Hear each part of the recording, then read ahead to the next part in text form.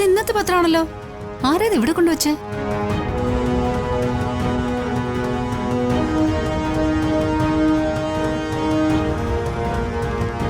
ഓ, എങ്ങും ഇല്ലാത്ത പോലെ ഇന്നെന്താ നിനക്കൊരു പത്രം വായന? എന്റെ അമ്മയെ ഞാൻ വായിക്കുന്നൊന്നുമില്ല. ഇനി മുതൽ ഞാൻ പത്രം കൈകൊണ്ട് തൊടുന്നുമില്ല. പറച്ചില് കേട്ടാ ഇതിനു മുമ്പ് തൊട്ടതുപോലെ.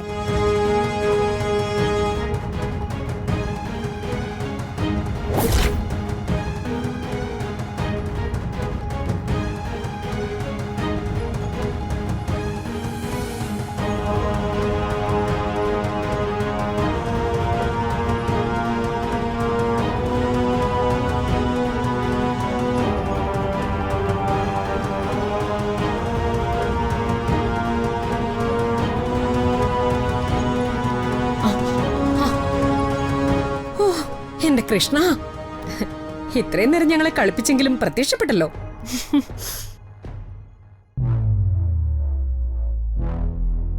ദാ അമ്മ അന്വേഷിച്ച കാര്യം. ഇനി അമ്മ കയ്യിൽ വെക്കുന്ന ഒരു കാര്യവും ഞാനെടുത്ത് ചന്തം നോക്കുന്നുമില്ല, വിശേഷം തിരക്കുന്നുമില്ല. അതെ, ആ പത്രം ഞാൻ താ.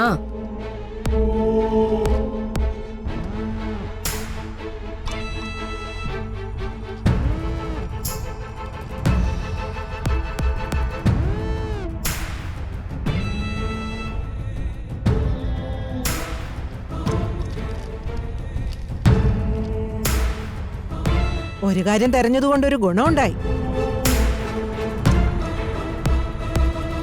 ചേട്ടത്തി അനിയത്തിയും പത്രവായന തുടങ്ങി.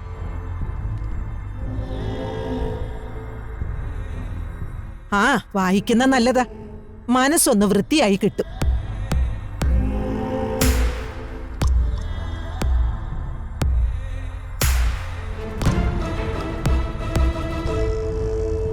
ഉർവശി, നീ വാ.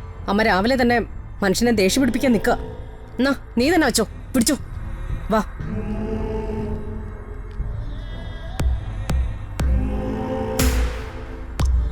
ഇങ്ങ് വാ.